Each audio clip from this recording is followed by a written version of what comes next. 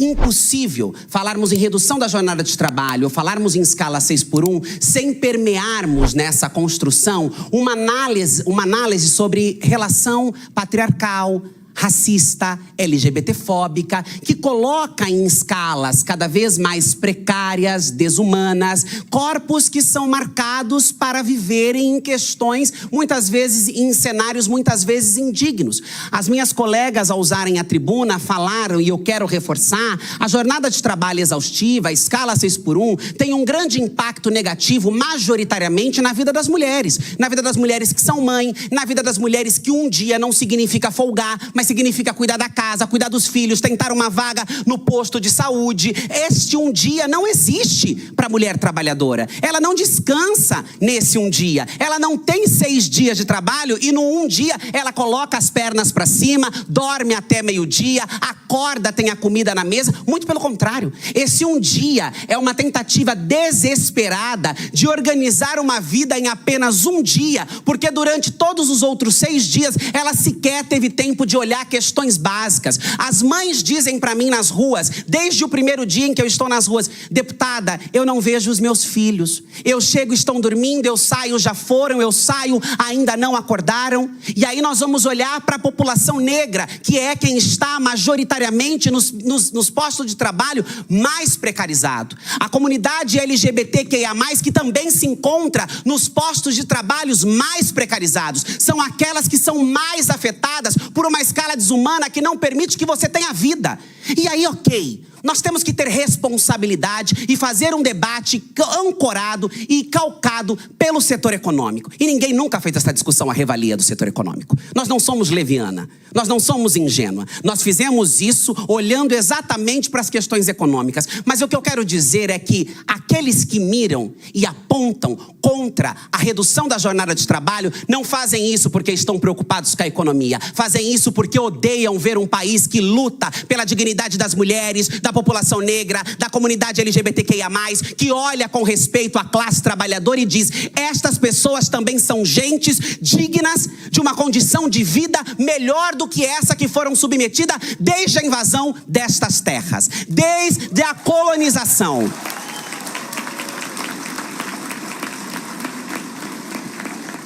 Eles não estão preocupados com a economia porque eles também não são idiotas. Eles sabem que a economia brasileira suporta uma redução da jornada de trabalho. Eles sabem que reduzir a jornada de trabalho não vai destruir postos de trabalho. Muito pelo contrário, vai criar novos postos de trabalho, porque necessariamente você precisará de mais turnos para a manutenção das fábricas, para a manutenção da indústria, para a continuidade dos processos que hoje existem. E aí existe um dado muito importante na economia que mostra que os valores, os custos das grandes empresas, eles não estão atrelados à força de trabalho, ao quanto se gasta para ter um trabalhador, um operário. Isso é irrisório, isso é pequeno. Pelos valores que são pagos, a força de trabalho hoje no Brasil não tem um impacto nenhum sobre o faturamento dessas grandes empresas. Ah, mas o pequeno então vai ter Mas também não é a força de trabalho, o gasto, o valor gasto por um trabalhador que poderia prejudicar o pequeno empreendedor. Na verdade, o que prejudica são os grandes subsídios que empresas bilionárias recebem e os pequenos não conseguem receber e precisam pagar esses impostos para que as grandes empresas continuem recebendo esses subsídios. É a dificuldade de conseguir linha de crédito por ser um pequeno empreendedor, enquanto os bancos estão financiando todas as linhas de crédito para as grandes empresas. É a dificuldade de conseguir administrar o caixa da sua pequena empresa, porque você se torna um empreendedor, vai para ali sem nenhum tipo de formação, sem nenhum tipo de preparo, e aquela sua empresa se quebra. Nós permeamos todos os aspectos daquilo que foi levantado como argumentos para dizer que a redução da jornada de trabalho iria quebrar a economia, destruir o país, que na verdade são os mesmos argumentos já utilizados em vários outros processos que teciam sobre a dignidade de pessoas que foram marcadas para a indignidade, para a abjeção. Se nós falamos de qualquer tipo de política, seja ela em qualquer âmbito, basta ver quais foram as resoluções recentes do CFM relacionado à saúde de pessoas trans. Outro âmbito, outro aspecto. Nós não estamos falando de trabalho, nós estamos falando de saúde. Mas mesmo assim, nós percebemos que há um acordo para que tudo aquilo que teça e que se debruce a olhar para a dignidade, a emancipação de alguns grupos sociais não são bem-vindos. E aí aqui já foi dito, mas eu quero retomar. A abolição da escravidão passou pela mesma pressão. Abolir a escravidão simbolizaria destruir o Brasil. E aí vocês percebem, ainda que fosse destruir a economia, que nós aprendêssemos a reconstruí-la, será que era louvável nós dizer, não, isso vai colocar em xeque a economia, então vamos manter todo mundo escravizado. Vamos continuar mantendo as pessoas escravizadas em nome de uma certa economia que não se sustenta só pelos números. Porque quem movimenta a economia e quem faz a economia acontecer é a força de trabalho, é a classe trabalhadora. São as pessoas que consomem, que investem, que aproveitam dos espaços, da cultura, do lazer, da cidade, para fazer com que essa economia exista. Não existe economia sem pessoas. Não é possível fazer um debate ancorado na economia, desprezando a precariedade, as condições imundas, muitas vezes, às quais as pessoas estão submetidas. Então, no debate sobre a abolição da escravidão, também se usaram os mesmos argumentos. Licença maternidade, 13º, férias remuneradas. E veja que impressionante, o Brasil não quebrou. E quando quebrou, não foi por essas questões. Não foi olhar com respeito à classe trabalhadora. Não foi pensar políticas de dignidade às mulheres, à comunidade LGBT que quebrou o país. Nunca esses argumentos se sustentaram de pé, pararam de pé. São fantasmas, pânicos morais, espantalhos morais, construídos para dizer, olha, nós precisamos ser contra, redondamente contra, porque isso é um absurdo. Só que infelizmente eles já falharam. Essa disputa de narrativa eles já perderam. As pesquisas apontam que quase 70% da população brasileira aprova a redução da jornada de trabalho.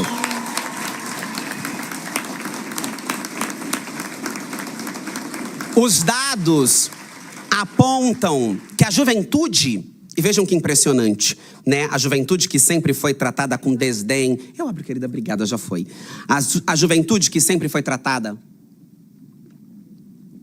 com desdém, com menosprezo, como menos importante, como aquelas que não deveriam ser escutadas, é uma grande parcela que tem se engajado nessa discussão, que tem participado desse debate. E tem participado desse debate porque nós temos construído esse debate a partir de uma linguagem, de uma identidade, de uma visão, que é a forma como eu acredito que tem que ser feita a política, que não distancie as pessoas, mas que as aproxime, que faça com que elas se interessem, que faça com que elas percebam o quanto aquilo tem impacto direto em suas vidas, o quanto aquilo é bom para o país, o quanto aquilo é bom para o futuro, o quanto aquilo é bom para ela, e elas querem viver.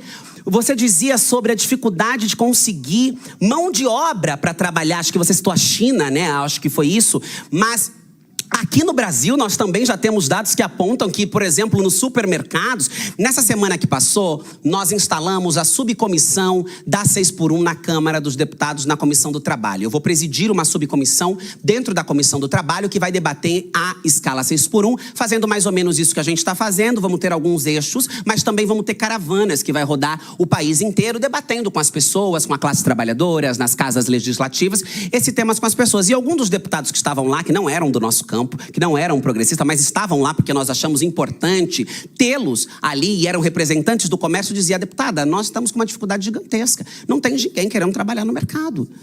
A gente não tem gente querendo trabalhar nessa escala mais, porque as pessoas estão tomando conta de que o trabalho não pode ser o fim.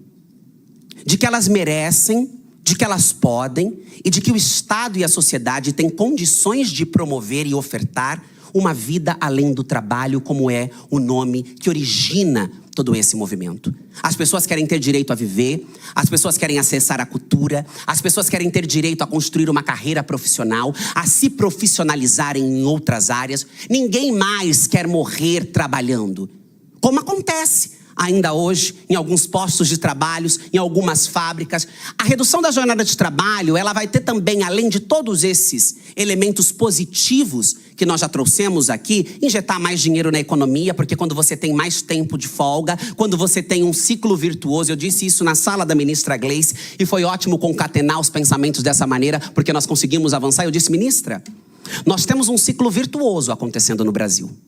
Nós temos o presidente Lula oferecendo a redução, a isenção dos impostos para quem ganha até R$5.000, e nós temos uma proposta de mais tempo de descanso. Então, quer dizer, se você tem mais dinheiro na conta e se você tem mais tempo, você vai gastar esse dinheiro. Você vai injetar ele na economia. Você vai comer picanha, você vai no shopping, você vai no cinema, você vai no teatro, você vai